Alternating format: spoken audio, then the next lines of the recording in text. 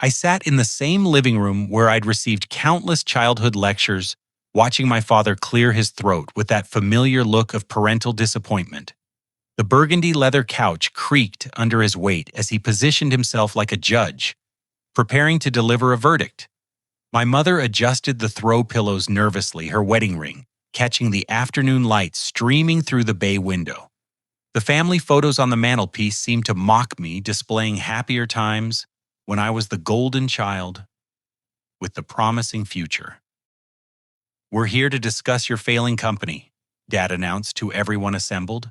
Mom nodded sadly, her expression carrying the weight of 18 months of worry. That's when my sister Emma gasped, staring at her phone screen with wide eyes. "Why is your face on Forbes' 30 under 30 list?" she whispered. The room went completely silent. The silence stretched like a taut wire, ready to snap. I could hear the grandfather clock in the hallway ticking away seconds that felt like hours.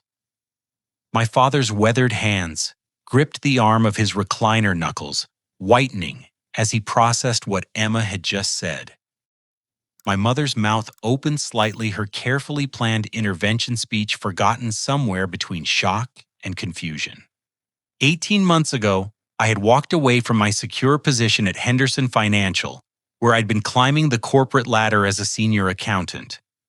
The benefits package was excellent, the retirement plan solid, and my cubicle had a decent view of downtown Portland. But the soul-crushing routine of reviewing other people's financial statements while my own dreams collected dust had become unbearable. CloudSync Solutions started as sketches in a notebook during lunch breaks. The concept seemed simple enough: create a data management platform that could handle the growing complexity of cloud-based business operations. What I hadn't shared with anyone, including my family, was the breakthrough I'd achieved in quantum-resistant encryption technology. While everyone saw a struggling startup burning through savings, I was actually developing something that could revolutionize cybersecurity. My parents, Robert and Patricia, both retired from 30-year government careers, viewed entrepreneurship as reckless gambling. Dad had worked for the Department of Transportation, methodically reviewing infrastructure budgets, until his retirement party 3 years ago. Mom had spent her career in the Social Security Administration, helping people navigate bureaucratic mazes with infinite patience. Their world revolved around steady paychecks, comprehensive health insurance, and predictable pension plans. Emma, my 21-year-old sister, was finishing her senior year at Oregon State University with a marketing degree. Initially, she'd been my biggest cheerleader, designing my company logo and creating social media content. But as months passed without visible success, her enthusiasm had dimmed. Her Instagram posts about her entrepreneur brother became less frequent, eventually disappearing altogether. The breaking point came 6 months ago when Sarah left. We'd been together for 3 years, talking about marriage and planning a future that suddenly felt impossible. She called me delusional during our final argument, standing in my cramped studio apartment, surrounded by computer equipment and empty coffee cups. Her words still echoed in my mind. "Arthur, you're chasing a fantasy while real life passes you by." The family meeting had been arranged after I missed my cousin Jake's wedding last month. The truth was, I couldn't afford the plane ticket to Denver, but I'd told everyone I was dealing with a crucial business deadline. Jake had always been the family success story, landing a prestigious job in cybersecurity right after college graduation. Missing his wedding felt like admitting defeat in front of everyone who mattered. What my family didn't understand was that failure and success in the tech world often look identical from the outside. Steve Jobs was fired from Apple. Michael Dell started his company in a dorm room. Jeff Bezos left a comfortable Wall Street job to sell books online. The difference between visionary and fool often comes down to timing and persistence. As Emma stared at her phone screen, her face pale with disbelief, I felt the familiar knot in my stomach that had accompanied every family gathering for the past year. But this time, something was different. This time, the universe seemed to be playing an elaborate joke on all of us. The The Forbes article had gone live at exactly 3 o'clock, just 15 minutes before our scheduled family intervention. The irony was so perfect, it felt orchestrated by some cosmic screenwriter with a twisted sense of humor. My phone buzzed in my pocket, but I ignored it. Another buzz, then another. Whatever was happening in the digital world outside this living room was about to collide with the analog reality of family disappointment in ways none of us could have anticipated. Emma's gasp had shattered the carefully constructed narrative my parents had built around my failure. But what came next would shatter everything else we thought we knew about success, family loyalty, and the thin line between support and sabotage. That's when Marcus burst through the front door without knocking, his face flushed and eyes wide with urgency. He clutched a manila folder thick with legal documents, his usually perfect hair disheveled from running. My business partner and best friend since college looked like he'd just witnessed a miracle or a catastrophe, possibly both. "Arthur," he gasped, trying to catch his breath. "Tech giant corporation just offered us $47 million for the encryption patent, but we have to respond in 2 hours or the deal expires." The room temperature seemed to drop 10 degrees. My father's face went through a series of expressions I'd never seen before, cycling through confusion, disbelief, and something that might have been pride. My mother gripped the arm of the couch so tightly her knuckles turned white. Emma's phone slipped from her fingers, clattering onto the hardwood floor. I realized that my family's intervention meeting was happening on the exact day my company was about to make me a multi-millionaire. The timing was so absurd, so impossibly perfect, that if someone had written it as fiction, critics would have called it unrealistic. The living room exploded into chaos. My father jumped to his feet, his retirement-softened body moving with an energy I hadn't seen in years. "Let me see that article," he demanded, reaching for Emma's phone with the same intensity he'd once brought to reviewing government budgets. His reading glasses slipped down his nose as he squinted at the screen, his lips moving silently as he absorbed every word. My mother stood frozen by the fireplace, her hands fluttering nervously around her pearl necklace. "This has to be some kind of scam," she whispered, her voice carrying the weight of every news story she'd ever heard about internet fraud. "People don't just become millionaires overnight. Arthur, honey, please tell me you haven't given anyone your social security number." Marcus spread the legal documents across the coffee table, pushing aside my mother's carefully arranged magazines and the ceramic bowl filled with decorative pine cones. The papers looked official enough, covered in dense legal language and bearing the distinctive letterhead of Morrison, Blake & Associates, one of the most prestigious law firms in the Pacific Northwest. Emma retrieved her phone from the floor and began reading the Forbes article aloud, her voice gaining strength with each sentence. "Arthur Chen, 28, founder of CloudSync Solutions, has emerged from stealth mode with a revolutionary approach to quantum-resistant encryption that industry experts predict will reshape cybersecurity infrastructure for the next decade." "Wait, stop!" My father interrupted, his accountant's brain catching something the rest of us had missed. "That says Chen, not our last name. Emma, are you sure you're reading the right article?" Emma's face flushed red. "Oh my God, I'm so sorry. I was scrolling too fast and saw Arthur's photo, but this is about some guy in California." She scrolled frantically through her phone. "But wait, here it is. Arthur Pemberton, founder of CloudSync Solutions, Portland, Oregon. It really is you." The relief and disappointment that washed over the room was palpable. For a moment, we'd all been living in an alternate reality where confusion had created instant success. But now, we were back to the original impossible situation. My struggling startup and a $47 million acquisition offer arriving simultaneously. Marcus pulled out his phone and showed my father the caller ID log.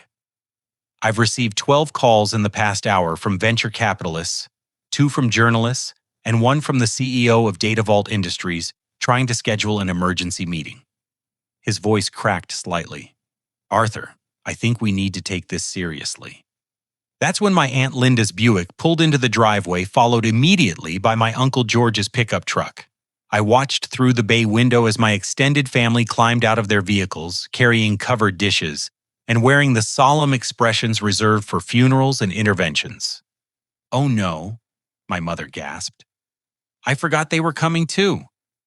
She rushed to the front door, intercepting the arrival of Linda George and my cousins Jake and Amy before they could witness the chaos already consuming our living room. Linda swept into the house carrying her famous 7-layer dip, her silver hair perfectly styled despite the October wind. "I brought emotional support food," she announced cheerfully, completely oblivious to the tension crackling through the air. "And George brought his common sense, which Arthur's obviously been lacking lately." Uncle George nodded gravely, his calloused hands rough from 30 years of construction work. "Sometimes a man needs to hear hard truths from people who love him," he said, settling his considerable bulk onto the couch. "Pride comes before the fall, but family helps you get back up." Amy, my 25-year-old cousin, immediately noticed the legal documents scattered across the coffee table. As a paralegal at a downtown law firm, she recognized official paperwork when she saw it. "What's all this?" she asked, picking up a contract summary that clearly showed dollar amounts in the millions. Jake hung back near the doorway, his normally confident demeanor subdued. Since graduating from Carnegie Mellon with a cybersecurity degree, he'd landed a position with a prestigious consulting firm that worked with Fortune 500 companies. His success had become the family benchmark against which my struggles were constantly measured. "We're here because Arthur needs to face reality," my father announced to the expanded audience, his voice carrying the authority of someone accustomed to running family meetings. But apparently, reality is more complicated than we thought. Marcus cleared his throat, his business school training kicking in, as he tried to restore order to the chaos. "Perhaps we should verify the information before making any decisions. I can call our lawyer, David Hirschfeld, and have him explain the acquisition offer in detail." "Wait just 1 minute," my mother interjected, her protective instincts overriding her confusion. "How do we know this isn't some elaborate prank? Arthur's always been creative and he has smart friends. Maybe this is all fake to avoid having an honest conversation about his future." The accusation hung in the air like smoke from an extinguished candle. My own mother was suggesting I'd fabricated a Forbes article and forged legal documents to avoid admitting failure. The hurt must have shown on my face because Emma immediately jumped to my defense. "Mom, you can't fake Forbes magazine? I'm looking at their official website right now, and Arthur's article is the featured story in their tech section. There are already 53 comments from industry professionals." Linda set down her dip and pulled out her reading glasses, examining the documents with the thoroughness of someone who'd spent decades as a high school principal. "These look legitimate to me. The formatting, the legal language, even the paper quality suggests authenticity." George scratched his graying beard, his practical mind working through the implications. "So you're telling me that Arthur went from broke to millionaire in the space of an afternoon? That doesn't happen in the real world." "Actually, it does." Jake spoke up quietly from the doorway. His voice carried an odd tension that made everyone turn to look at him. "In the tech industry, stealth mode operations are common. Companies develop technology in secret for months or years, then suddenly announce major breakthroughs." My father seized on this explanation like a lifeline. "So you knew about this? You work in cybersecurity? You must have heard rumors about Arthur's company." Jake's face went pale, and he shifted uncomfortably. "I might have heard some industry chatter, but I couldn't say anything due to confidentiality agreements." The room fell silent as the implications sank in. My cousin, the family success story, had known about my breakthrough while everyone else assumed I was failing. The intervention that was supposed to save me from delusion had instead exposed a web of secrets and assumptions that ran deeper than anyone realized. That's when my mother broke down completely. She sank into her favorite armchair, tears streaming down her cheeks as 18 months of worry and frustration poured out. "I took $30,000 from my retirement account," she sobbed. We hired a business consultant named Wesley Grant to help you tomorrow. He specializes in failing businesses and was supposed to help you accept reality and go back to a real job. The confession hit the room like a physical blow. My parents had not only planned this intervention, they'd invested their retirement security to pay a stranger to convince me to give up on my dreams. The love and desperation behind their actions was both touching and heartbreaking. Wesley's supposed to arrive at 9 tomorrow morning. My father added, his voice heavy with regret. He has a whole presentation prepared about entrepreneurial delusions and realistic career transitions. We thought we were saving you from bankruptcy and disappointment. Marcus and I exchanged glances. In less than 2 hours, I'd gone from family disappointment to Forbes recognition to multi-million-dollar acquisition target. And tomorrow, a professional intervention specialist was arriving to convince me that my success was actually failure. The irony was so complete, so perfectly absurd that I almost started laughing.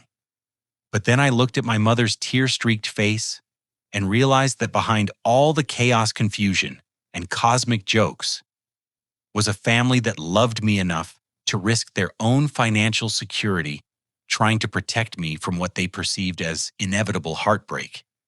The question now was whether love and good intentions could survive the revelation that everything they thought they knew was wrong.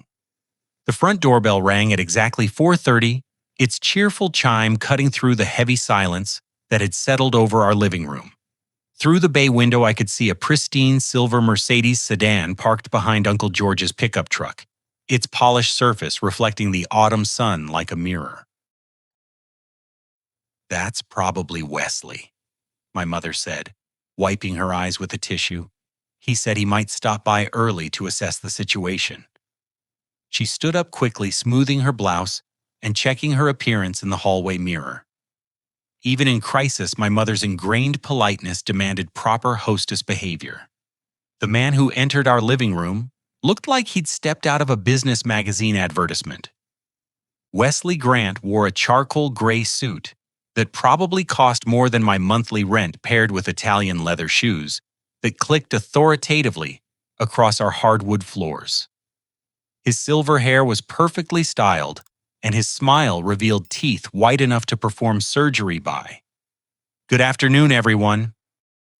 Wesley announced, his voice carrying the practiced warmth of someone accustomed to managing difficult conversations. "I'm Wesley Grant, and I'm here to help Arthur transition from entrepreneurial fantasy to financial reality." He carried a leather briefcase in one hand and a professional presentation case in the other, suggesting he'd come prepared for battle. Marcus hastily gathered the acquisition documents from the coffee table, but Wesley had already noticed them. His practiced eye swept across the legal papers and his smile faltered slightly. "Interesting reading material?"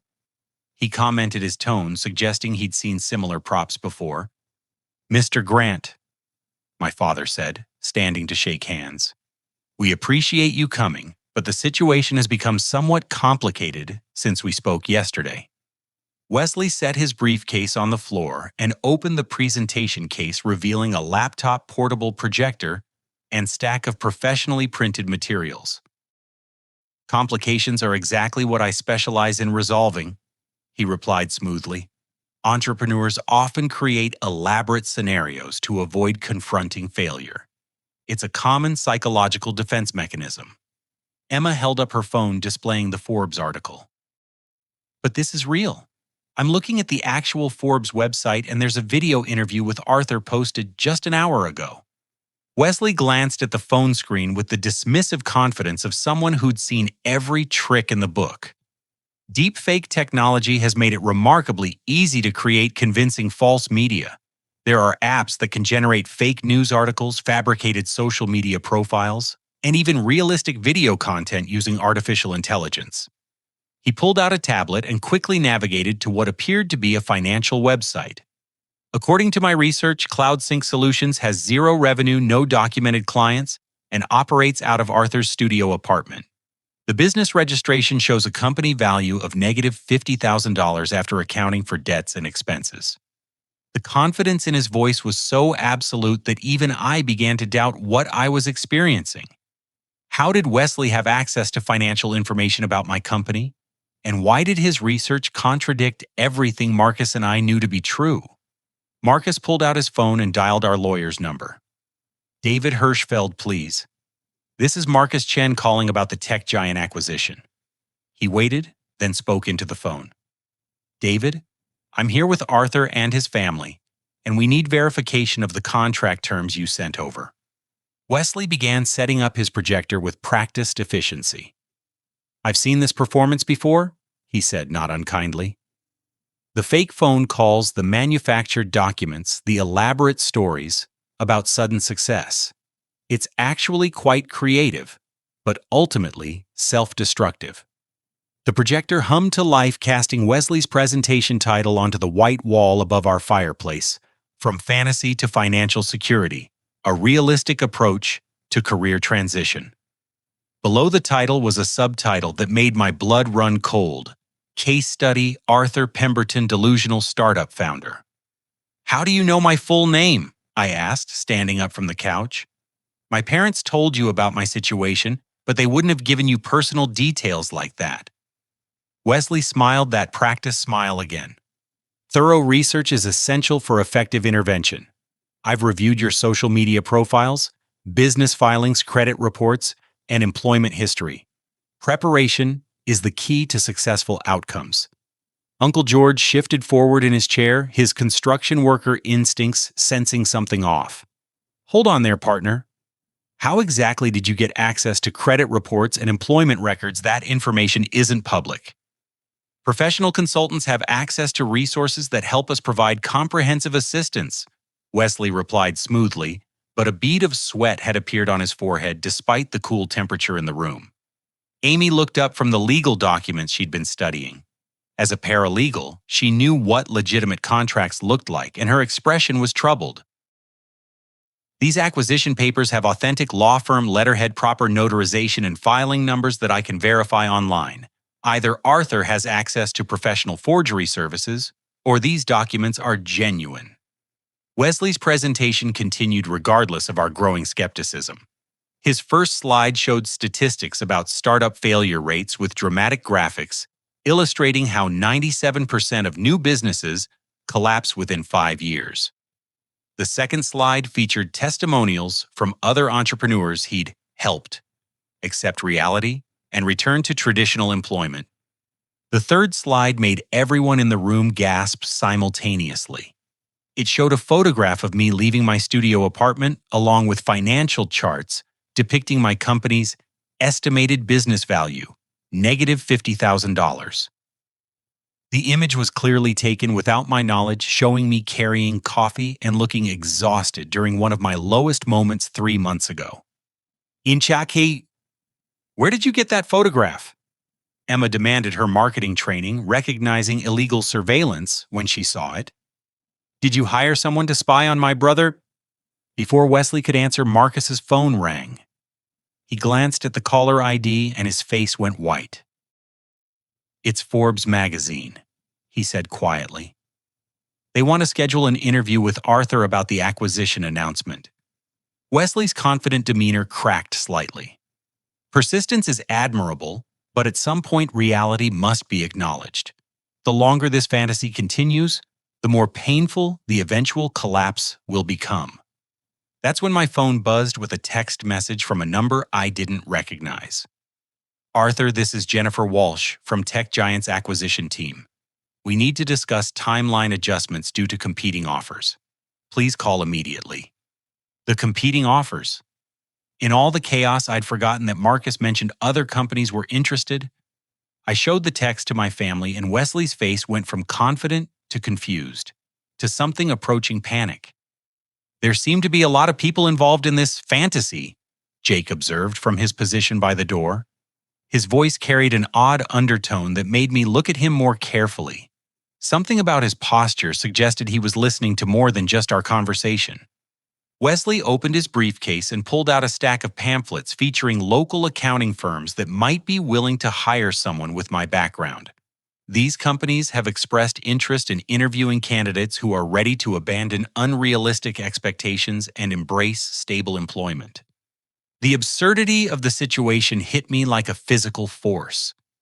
Here was a man my parents had paid $30,000 to convince me that my success was actually failure, and he was so committed to his narrative that he was ignoring mounting evidence to the contrary. "Mr. Grant," I said, standing up and walking toward his presentation setup, "I appreciate my parents' concern, and I understand they hired you with the best intentions, but I think there's been a fundamental misunderstanding about the nature of my business." Wesley's smile returned, but it looked forced now. "Denial is the first stage of acceptance, Arthur. Once you stop fighting reality, you'll find that traditional employment offers security benefits and a predictable path to retirement savings." That's when his phone rang. He glanced at the caller ID, and his face went completely pale. "Excuse me?" he muttered, stepping toward the kitchen to take the call privately. But in our small house, privacy was an illusion. We could hear his hushed conversation through the thin walls. "No, the situation has become complicated. Yes, the Forbes article is real. I don't know how they managed to—" "What do you mean abort the mission?" Marcus and I exchanged glances that confirmed we were thinking the same thing. Wesley Grant wasn't just a business consultant hired by concerned parents. He was someone with an agenda that extended far beyond helping struggling entrepreneurs accept reality. The question was, who had hired him to sabotage me? And why were they so determined to prevent my success that they'd manipulated my own family into participating in their scheme? Wesley returned from the kitchen with his professional composure noticeably shaken. His perfectly styled hair showed finger marks where he'd run his hands through it, and his confident smile had been replaced by the tight-lipped expression of someone whose carefully laid plans were unraveling in real time. "I apologize for the interruption," he said, attempting to regain control of the situation. "Sometimes urgent matters require immediate attention." But his voice lacked the smooth assurance that had characterized his earlier presentation, and I noticed his hands trembling slightly as he adjusted his tie. Emma had been scrolling through her phone during Wesley's absence, and her discovery made her gasp loud enough to startle everyone in the room. "I accidentally started a live stream when I was trying to record this for my friends," she announced, holding up her phone with wide eyes. 3,000 people just watched this entire conversation, and the comments are going crazy." The blood drained from Wesley's face as he realized that his illegal surveillance presentation, his mysterious phone call, and his suspicious behavior had been broadcast to thousands of strangers.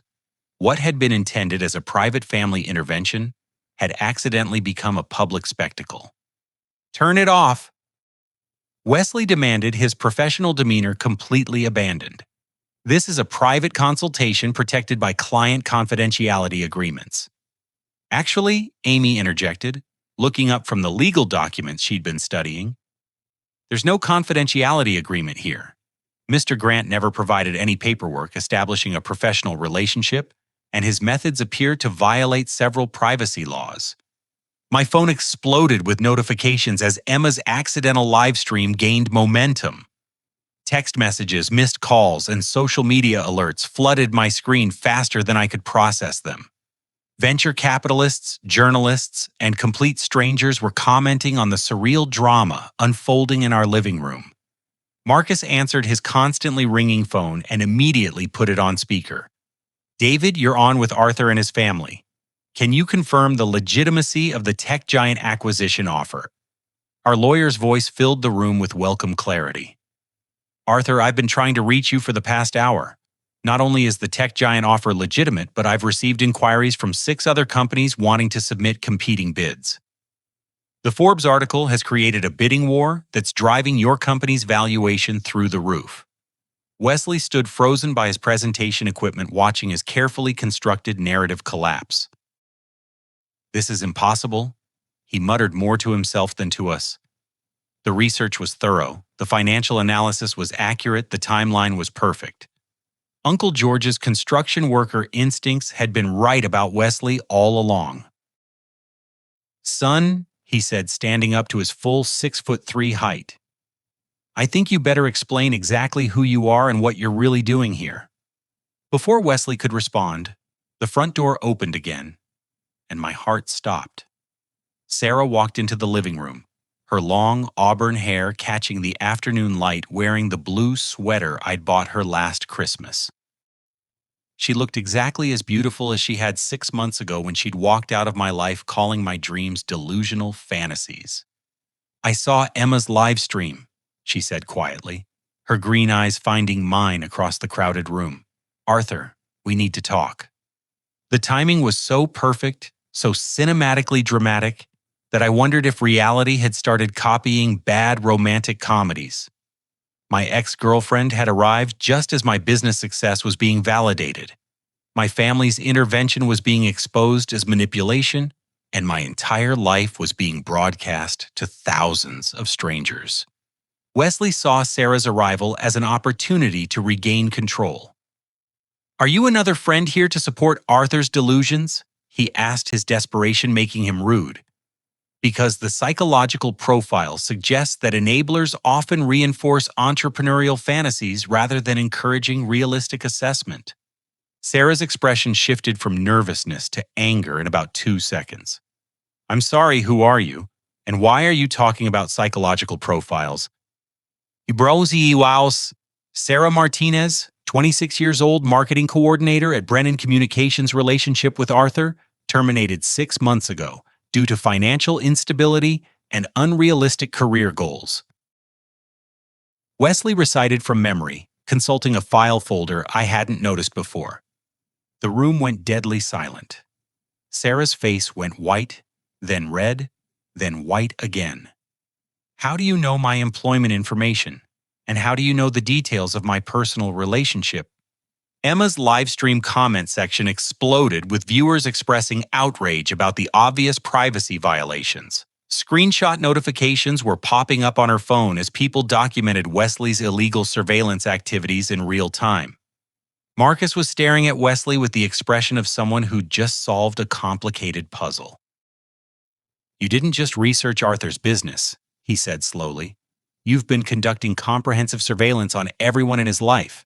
That's not business consulting, that's corporate espionage. The consultation requires thorough background investigation."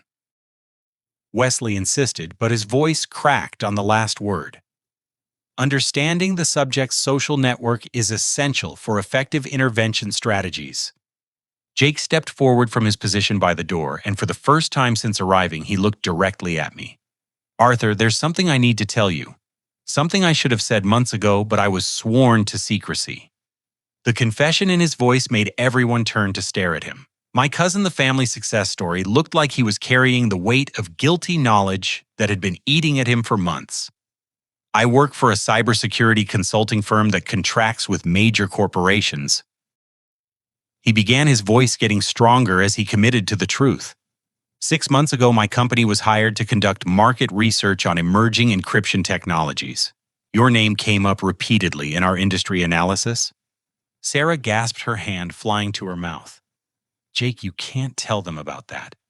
The non-disclosure agreements." "Wait," I said, my mind trying to process what I was hearing. "Sarah, how do you know about Jake's work? You've never even met him before today."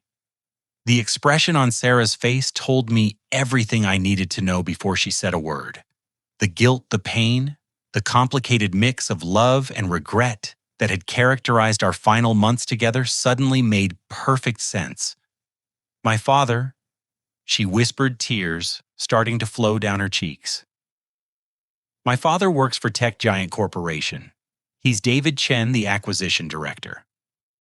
He told me 6 months ago that your technology was so valuable that his company was preparing a massive acquisition offer." The revelation hit me like a physical blow. The woman I'd planned to marry had left me not because she thought I would fail, but because she knew I was going to succeed beyond my wildest dreams. She'd been sworn to corporate secrecy and couldn't handle the deception, so she'd chosen heartbreak over betrayal. Wesley's presentation equipment crashed to the floor as he stumbled backward, his carefully constructed intervention completely demolished by the revelation that everyone in the room knew more about my business success than they'd been allowed to admit. Emma's livestream viewers were witnessing a real-time corporate conspiracy thriller unfolding in a suburban living room, complete with illegal surveillance, family secrets, and romantic drama.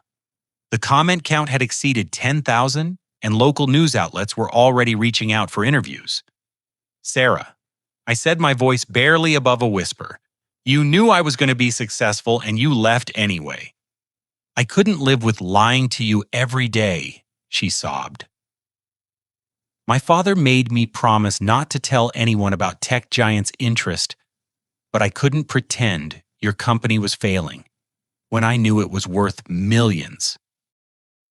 So I left rather than betray either you or my father's trust." Wesley's phone buzzed with an incoming text that made him go even paler.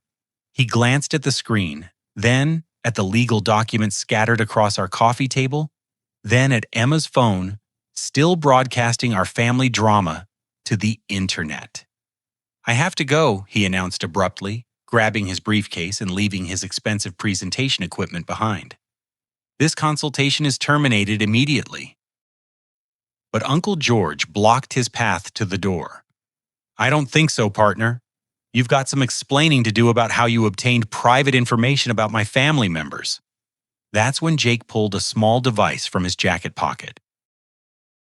"Actually, Uncle George, Wesley's explanation is going to be very interesting, especially since I've been recording this entire conversation for the FBI." The room went completely silent, except for the sound of my mother's sharp intake of breath. My cousin, the family success story, who worked in cybersecurity, had been wearing a wire during our intervention meeting. Wesley's face went from pale to gray as he realized that his corporate espionage operation had been captured on federal recording equipment and broadcast to thousands of people simultaneously. The family meeting that was supposed to save me from failure had instead exposed a criminal conspiracy that reached from suburban living rooms to Fortune 500 boardrooms, with my own relatives serving as unwitting participants and federal witnesses.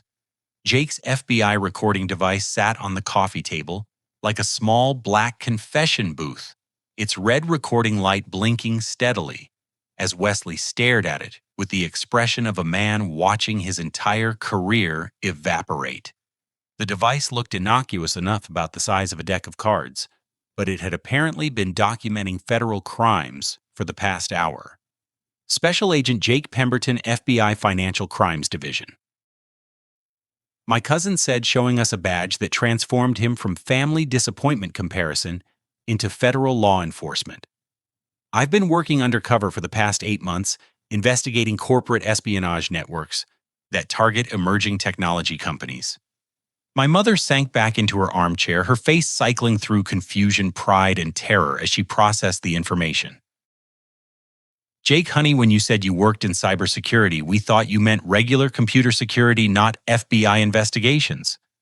The cover identity was necessary to protect the investigation. Jake explained, his professional training evident in his measured tone. "Wesley Grant and his associates have been operating a sophisticated scheme that manipulates startup founders through orchestrated family interventions." Wesley had gone beyond pale into a grayish color that suggested his blood pressure was approaching dangerous levels. "This is entrapment," he protested weakly. "I was hired by concerned family members to provide legitimate business consulting services." Amy looked up from the legal documents, her paralegal training recognizing federal jurisdiction when she saw it. "Mr. Grant, if you obtained private financial information, employment records, and personal photographs without proper authorization, you've committed multiple felonies, regardless of who hired you." Emma's livestream had become an accidental documentary about corporate crime, with viewers from around the world watching federal agents reveal criminal conspiracies in real time. Her comment section was filled with messages from journalists, lawyers, and law enforcement officials requesting more information. Sarah wiped her tears and took a deep breath, her confession apparently providing some relief from months of carrying secrets. Arthur, my father had no idea that Wesley was involved in any criminal activity. Tech Giant's interest in your company was completely legitimate, but they were monitoring the competitive landscape to determine optimal timing for their offer. Monitoring how Marcus asked his business instincts, recognizing the importance of understanding corporate intelligence gathering methods. Standard market research, Sarah explained. Industry conferences published research papers, patent filings, professional networking events. Nothing illegal or invasive. But somehow Wesley's organization knew about Tech Giant's internal acquisition strategies. Jake consulted a file folder he'd produced from his jacket. Wesley Grant operates a network of fake business consultants who infiltrate target companies by manipulating family relationships. They obtain insider information through illegal surveillance, then sell that intelligence to competitors or use it to sabotage acquisition deals. Wesley's phone buzzed again, and this time he ignored it completely. His expensive suit was wrinkled now, and sweat stains were visible under his arms, despite the cool October weather. "You can't prove any criminal intent," he said desperately. "I was providing legitimate consulting services based on publicly available information." Uncle George held up one of Wesley's surveillance photographs showing me leaving my apartment. "Son, this picture was taken with a telephoto lens from across the street. That's not public information, that's stalking." The revelation that I'd been under surveillance for months was both terrifying and strangely validating. My paranoid feelings about being watched during my lowest moments hadn't been psychological stress. They'd been accurate assessments of actual criminal activity. Marcus answered his constantly ringing phone and immediately activated the speaker function. "Arthur, this is Jennifer Walsh from Tech Giant Corporation. We need to discuss the competing offers we've received in the past 2 hours." Jennifer's voice was crisp and professional, cutting through the chaos in our living room with welcome clarity. "Since the Forbes article went live, we've received acquisition inquiries from Data Vault Industries, Cyber Shield Systems, Quantum Technologies, and 3 other companies. The bidding has escalated beyond our original $47 million offer." Wesley looked like he might faint. His carefully planned sabotage operation had not only failed, but had accidentally created the exact opposite of his intended outcome. Instead of convincing me to abandon my company, the intervention had triggered a bidding war that was making me wealthy beyond my original dreams. "What's the current highest bid?" I asked, still struggling to process the surreal transformation of my life. $89 million from Data Vault Industries, Jennifer replied.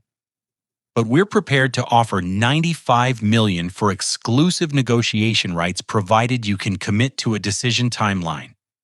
My father made a choking sound that might have been laughter or shock. 18 months ago, he'd been lecturing me about the importance of steady employment and retirement savings.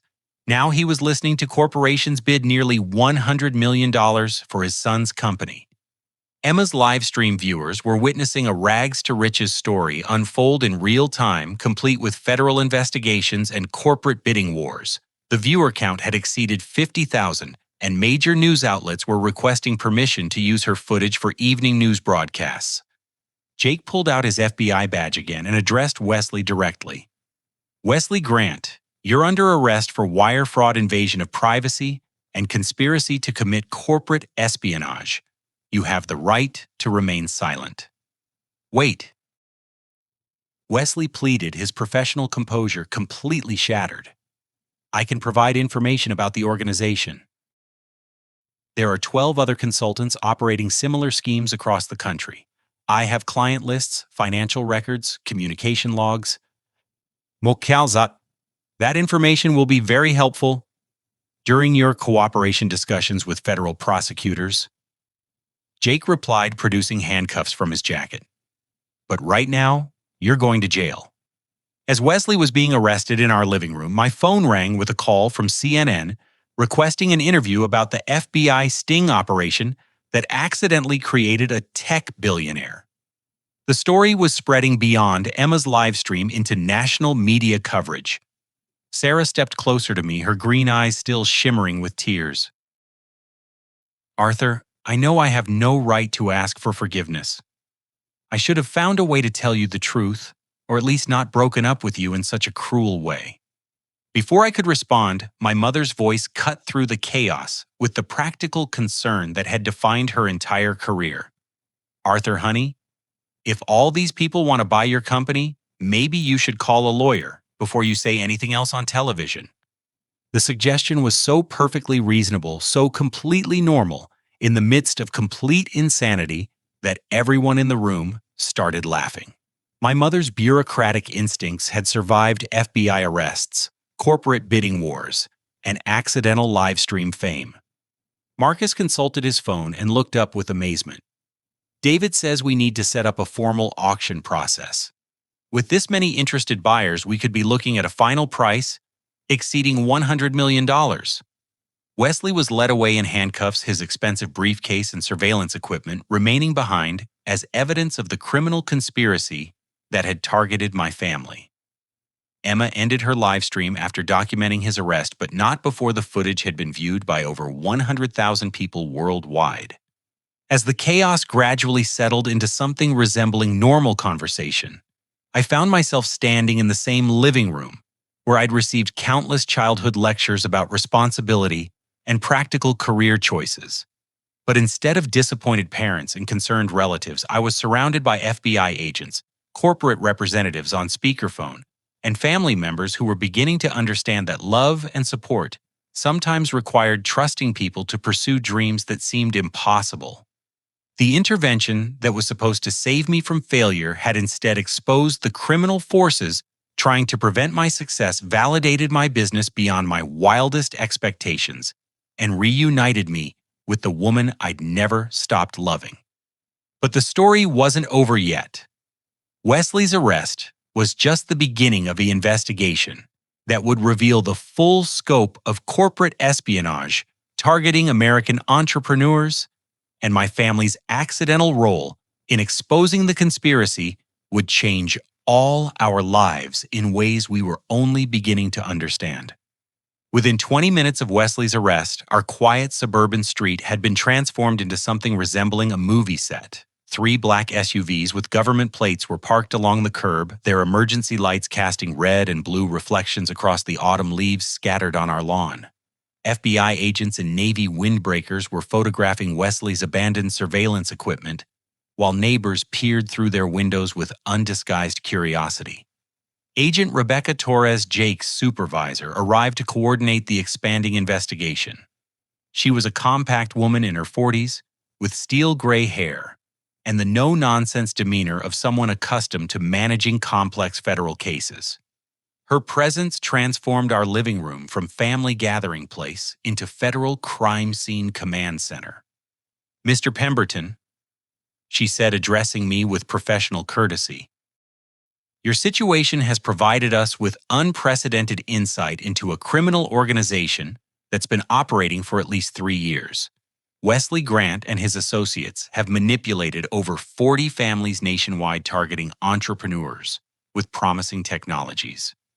Emma had been monitoring social media responses to her accidental live stream, and her discoveries were staggering. "The video has been shared 200,000 times," she reported, scrolling through notifications on her phone. "Journalists from Forbes, Wall Street Journal, and TechCrunch are requesting interviews, and someone started a hashtag called Family Intervention Fraud that's trending nationally. My phone hadn't stopped ringing since the FBI arrived. Venture capitalists, reporters, and complete strangers were calling to discuss everything from acquisition offers to movie rights. The surreal transformation from struggling entrepreneur to accidental celebrity was happening too fast for my mind to process. Agent Torres consulted her tablet and addressed my parents directly. "Mr. and Mrs. Pemberton, the organization that targeted your family, is sophisticated and well-funded. They've been monitoring social media financial records and family communications to identify vulnerable situations they can exploit." My mother gripped my father's hand tightly. "How did they know about our concerns?" We never discussed Arthur's business problems outside the family. They didn't need inside information, Agent Torres explained. Data mining algorithms can identify family stress patterns from social media activity search histories and financial transactions. When parents start researching business consultants or entrepreneurial failure rates, their data profiles flag them as potential targets. The explanation made my skin crawl. An organization of criminals had been monitoring American families, waiting for moments of vulnerability they could exploit for profit. Our love and concern for each other had been weaponized against us by strangers who saw family relationships as opportunities for manipulation. Marcus ended a call with our lawyer and looked up with amazement. David says the media attention has created even more interest from potential buyers. He's received calls from venture capital firms, private equity groups, and 2 Fortune 500 companies we hadn't heard from before. Agent Torres nodded approvingly. Ironically, Wesley's criminal conspiracy has achieved the opposite of its intended effect. Instead of sabotaging your business, the investigation has provided authentication of your company's value that no marketing campaign could have achieved. Sarah had been standing quietly by the fireplace, watching the controlled chaos, with an expression I recognized from our college days when she was processing complex information. "Arthur," she said, stepping closer, "there's something else you need to know about my father's involvement." The nervousness in her voice suggested another revelation that might complicate our already complicated situation. Given everything that had happened in the past 3 hours, I wasn't sure my emotional capacity could handle additional surprises. My father didn't just know about tech giant's acquisition interest. She continued, her voice gaining strength as she committed to complete honesty. He was the one who recommended that the company wait 6 months before making an offer, hoping your financial pressure would force you to accept a lower price. The confession hit the room like a physical presence. Sarah's father, the man I'd never met, but who had indirectly broken up my relationship, had been orchestrating corporate manipulation while criminals were conducting illegal surveillance. The intersection of legitimate business strategy and criminal conspiracy was so complex that even the FBI agents looked confused. "That's not illegal," Agent Torres clarified. "But it does explain why Wesley's organization targeted your family at this specific time. They probably obtained intelligence about tech giant's delayed acquisition strategy and tried to exploit the timing." Jake consulted his recording device and federal case notes. Wesley's phone records show communication with someone using the code name Acquisition Angel, who provided detailed information about corporate acquisition timelines. We believe this contact works inside a major technology company. The investigation was expanding beyond Wesley's fake consulting business into corporate espionage networks that reached into legitimate companies. My family's intervention meeting had accidentally uncovered criminal activity that threatened the integrity of the entire technology industry. Emma's phone buzzed with a call from a producer at CBS News requesting permission to interview our family for a segment about corporate espionage targeting American entrepreneurs. The story was evolving beyond tech industry news into a national security issue. Agent Torres addressed the room with the authority of someone delivering important federal guidance. "Given the scope of this investigation and the media attention, I need to advise everyone about security precautions. This criminal organization may have other operatives who view Mr. Pemberton's success as a threat to their ongoing schemes." The suggestion that I might need federal protection was surreal enough, but the implications for my family were terrifying. Our living room had become ground zero for a federal investigation that could put everyone I loved at risk. My father stood up from his recliner with the determined expression I remembered from my childhood when he was preparing to make important announcements. "Agent Torres, I appreciate the FBI's protection, but I need to understand what this means for my family's safety and my son's future." "The immediate threat is minimal," Agent Torres assured him. "Wesley's arrest has disrupted their operation, and the media coverage has made it impossible for them to continue targeting your family. But Mr. Pemberton should consider hiring private security until we've dismantled the entire network. Marcus consulted his phone and looked up with an expression that mixed amazement with exhaustion. David says the final acquisition offers are due at midnight tonight. The bidding has reached $123 million. The number was so large, so completely beyond my previous financial reality that it felt abstract rather than real. 6 hours ago, I'd been sitting in this same room as the family disappointment. Now I was apparently worth more money than most people could imagine. Sarah stepped directly in front of me, her green eyes reflecting the determination I'd fallen in love with 4 years ago. Arthur, I know I have no right to be part of your life after what I did. But I need you to know that leaving you was the most difficult decision I've ever made, and not a day has passed that I haven't regretted it. Her confession was both heartbreaking and healing. The woman who'd called my dreams delusional had actually been protecting corporate secrets while watching me succeed beyond our wildest shared ambitions. Agent Torres received a call that made her step outside for privacy, but we could see through the window that her conversation was urgent and serious. When she returned, her expression suggested significant developments. Wesley Grant has agreed to cooperate fully with our investigation, she announced. He's provided detailed information about the criminal network, including the identities of other fake consultants and their corporate contacts. We expect to make additional arrests within 48 hours. The revelation that Wesley's cooperation would lead to more arrests suggested the scope of criminal activity extended far beyond our family's experience. My accidental success story was becoming the catalyst for a federal investigation that could reshape how corporate espionage was prosecuted. Emma ended her final live stream update with a message that perfectly captured the surreal transformation our family had experienced.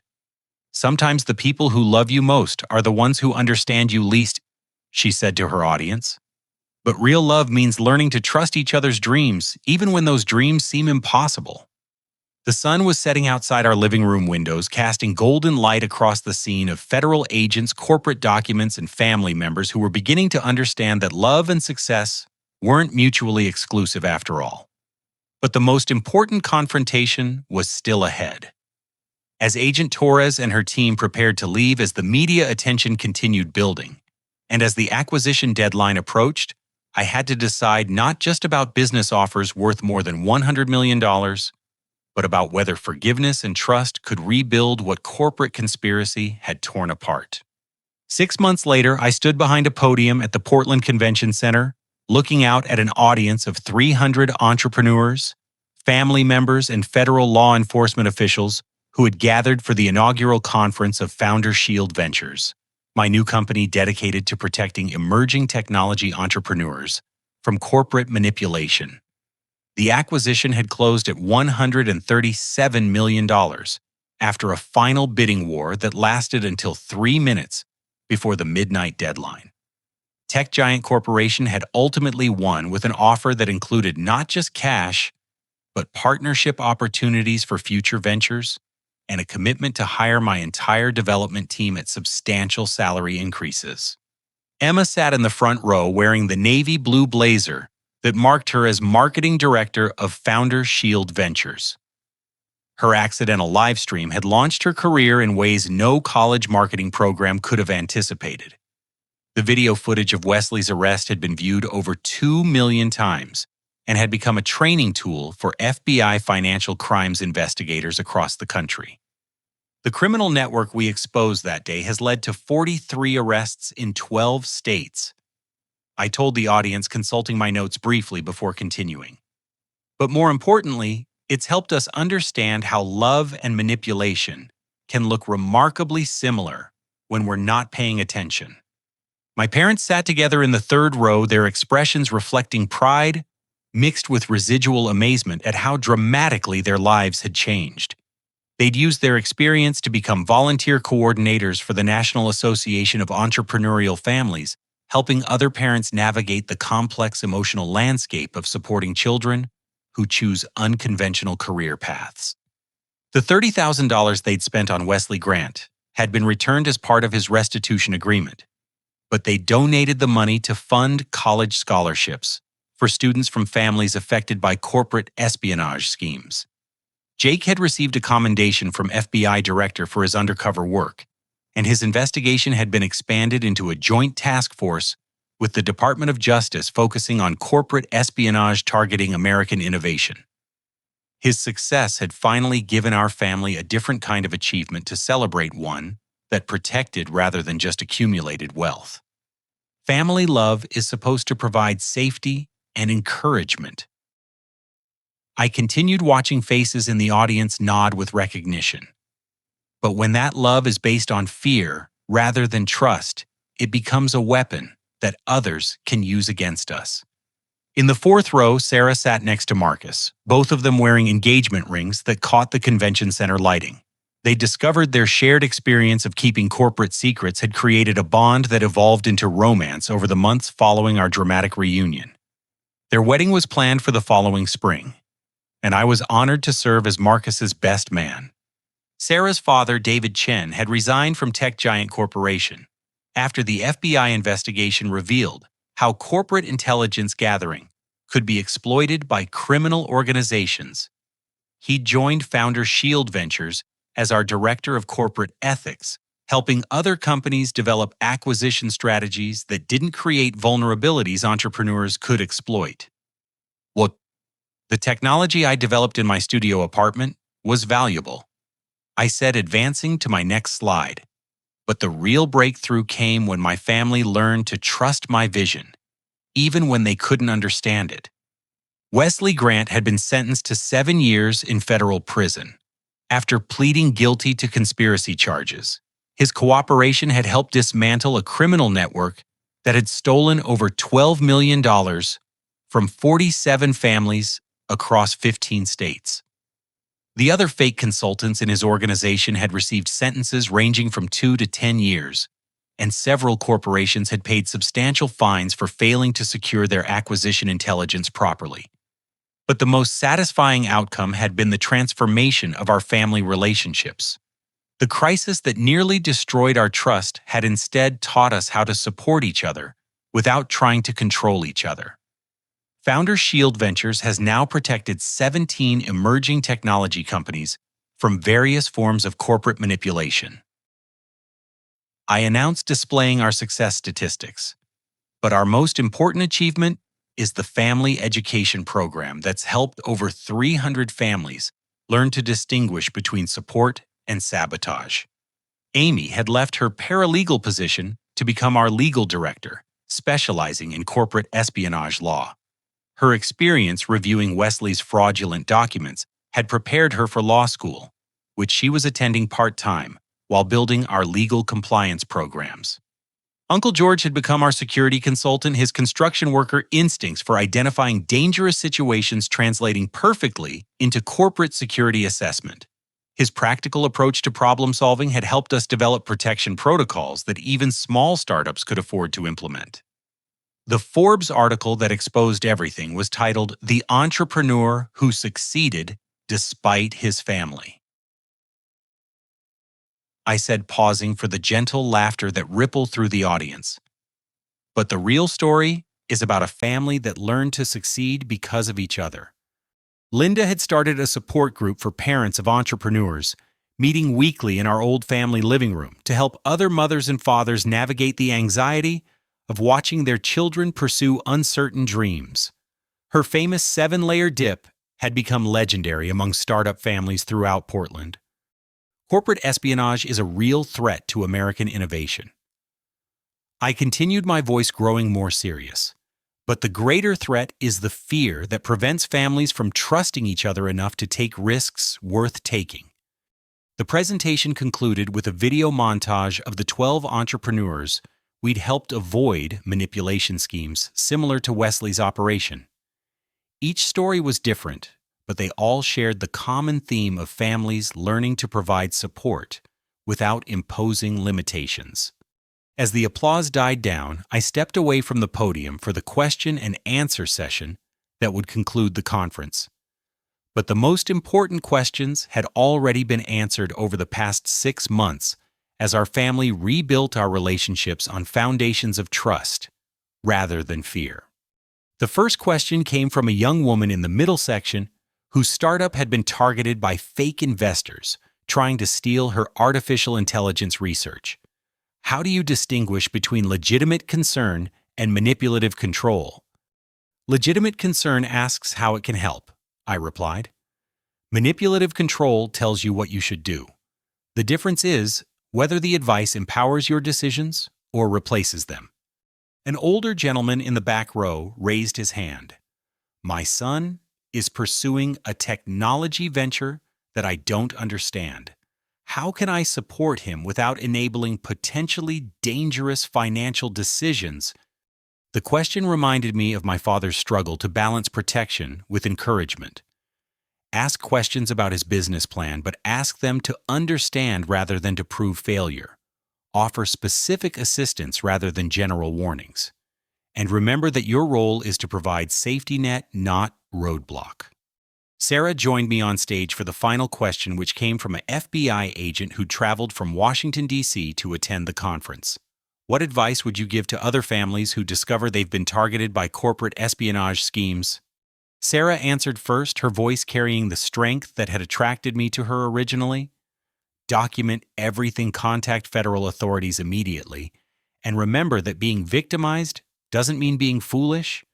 These criminals are sophisticated professionals who exploit normal family love for abnormal purposes.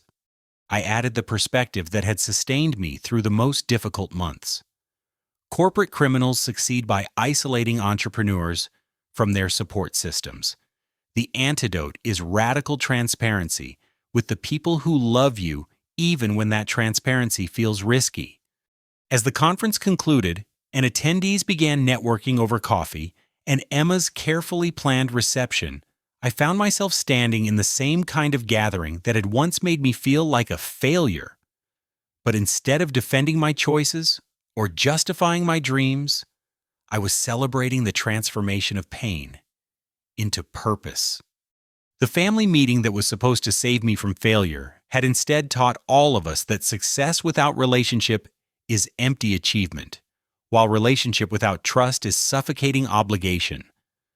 The combination of both, built on honest communication and mutual respect, had created something more valuable than any acquisition offer. Marcus approached with his characteristic grin and a folder of business proposals. The National Security Agency wants to contract with us for entrepreneur protection services. Apparently, our family drama has become a case study in economic espionage resistance. The irony was perfect. My parents' misguided intervention had accidentally created a business model worth more than my original technology patent. Love, when properly channeled, had proven to be the most effective defense against manipulation.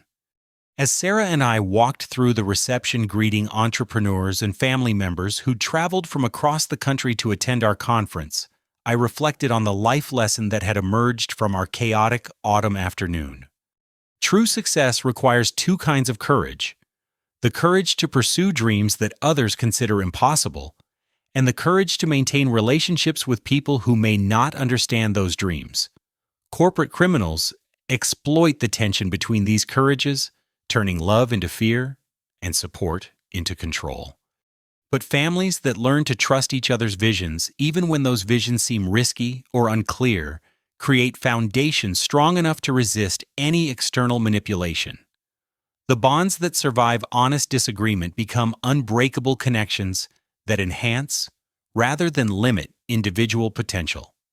The greatest entrepreneurs don't just build successful companies, they build successful relationships that make success meaningful. And the greatest families don't just protect their members from failure, they empower them to achieve possibilities that none of them could imagine alone. 6 months after my family tried to save me from my dreams, we'd learned to dream together in ways that multiplied rather than divided our individual strengths.